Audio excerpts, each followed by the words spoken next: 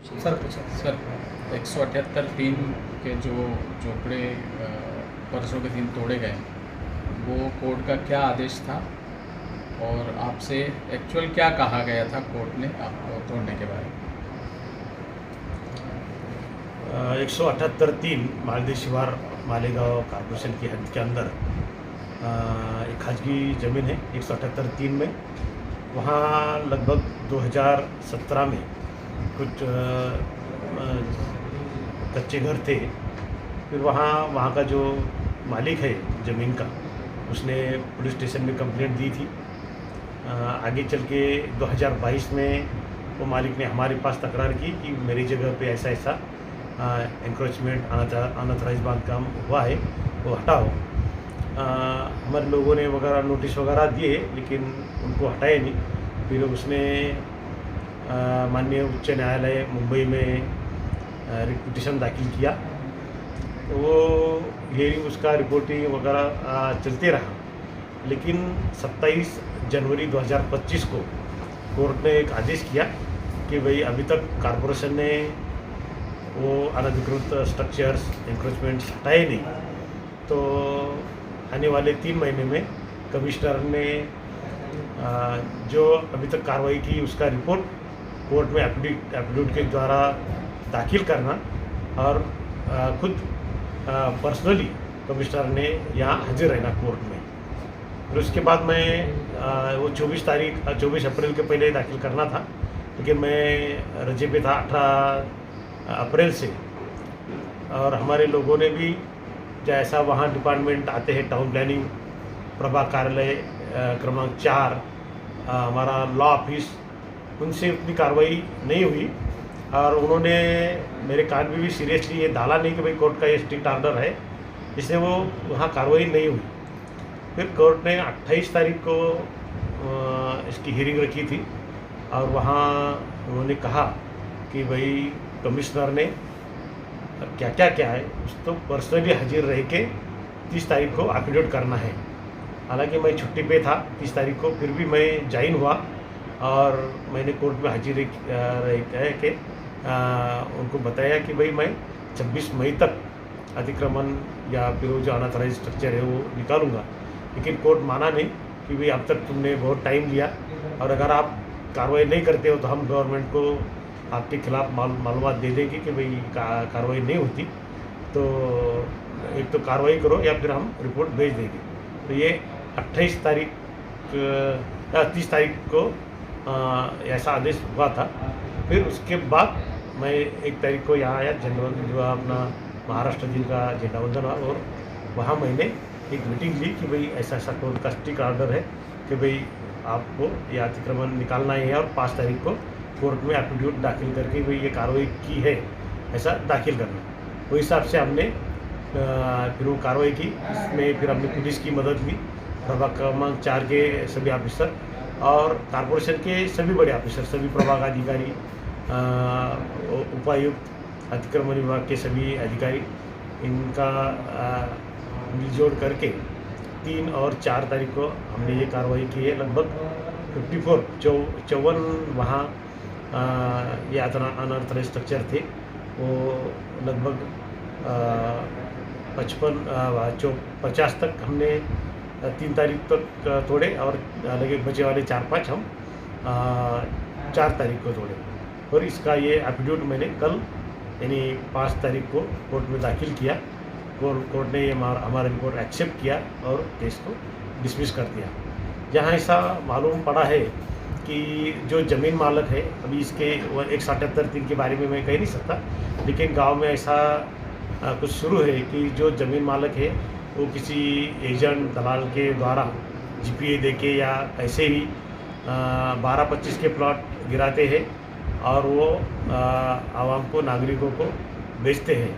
तो जो गरीब लोग हैं वो तहकीकात नहीं करते, कागजात की कॉरपोरेशन नहीं आते या कुछ ये नहीं करते और सादे बांड पे या मुँह बोले ऐसे ही प्लॉट पकड़ के वहाँ अपना घर बसाते हैं। लेकिन ये बहुत सारा गलत है, इससे मालकी भी लोगों को मिलती नहीं। तो मेरे आपके माध्यम से एक आवाम से रिक्वेस्ट है कि जहाँ लेआउट हो जिसकी खरीदी बाकायदा सब रजिस्ट्रार ऑफिस में होती हो, ऐसे ही प्लॉट खरीदी करें। इसकी हमारे टाउन प्लानिंग से मालूमात लेते जाओ और फिर ही खरीदी करो, क्योंकि गरीबों ने बहुत कष्ट करके अपना पैसा जमाया रखता है और फिर वो कम पैसे के लालच में वो ज़मीन लेते हैं और फिर ये ज़मीन मालिक बाद में 5-10 साल बाद बोलते हैं कि हमने ये बेची नहीं या ऑथराइज हमने खरीदी दी नहीं, ये लोगों ने हमारे ज़मीन पे कब्जा कर लिया, अनऑथराइज कंस्ट्रक्शन कर लिए और कारपोरेशन के जरिए वो निकालने की बात करते हैं, फिर कोर्ट द्वारा हो या कंप्लेंट करके हो। तो मेरी गुजारिश है आवाम को कि भाई आप जो एनए वाले, लेआउट वाले, कारपोरेशन ने मंजूर किए वाले और सब रजिस्ट्रार जिसको खरीदी दे वो ऐसे ही प्लाट खरीदे। आगे चल के हम भी अभी जो कारपोरेशन की जगह है रोड के अंदर भी जहाँ कुछ झोपड़े बैठे हैं वो भी निकालने की कार्रवाई अभी कंटिन्यू रखने वाले हैं और ऐसे जो भी हमारे कारपोरेशन की जगह पे जिन्होंने कब्जा किया उनको निकाला जाएगा।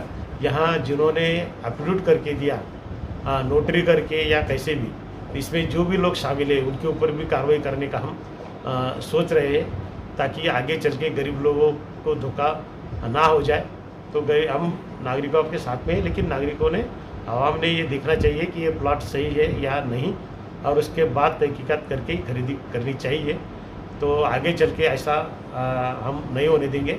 हर एक प्रभाग में हम 2-4 बोर्ड ऐसे लगाएंगे उर्दू में कि भाई 12-25 के प्लाट मत खरीदो, जो रियल प्लाट है एनए वाले हैं जिसका खरीदी सब रजिस्ट्रार ऑफिस से होती है वही खरीदो। ऐसे हम बोर्ड लगाएंगे और प्रभाग अधिकारियों को भी बोलेंगे कि ऐसी कभी बात होती है तो आप हमें इतला कर दो कारपोरेशन को मेन ऑफिस में और उनके ऊपर कार्रवाई की जाएगी। अभी तक जो हमारे प्लाट है खुद के कारपोरेशन के, वहाँ जहाँ भी ऐसे बेकायदा अनऑथराइज स्ट्रक्चर है वो भी गिराने की कोशिश हम जारी रखेंगे आगे चल के। और इसमें फिर जो भी दलाल होंगे या नोटरी जिन्होंने करवा दी उनके ऊपर भी कार्रवाई करने की सिफारिश हम पुलिस को करेंगे, उनके ऊपर भी कार्रवाई हो जाए।